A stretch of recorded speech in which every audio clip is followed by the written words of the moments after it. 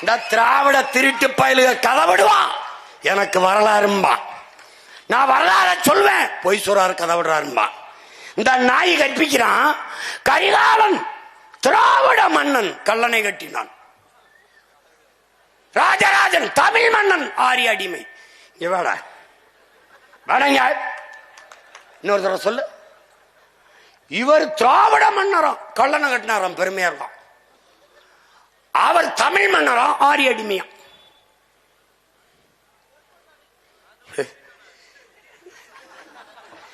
பைத்தியக்காரன், நானும் 15 வருஷமா நம்பித்தீங்களா? என்னங்கய்யா, அன்பு தென்னரசு மட்டும் நல்லா சிரிப்பாப்ல. ஏனுகள எனக்கு முன்னாடி நின்றுகிட்டு இருந்தாப்ல.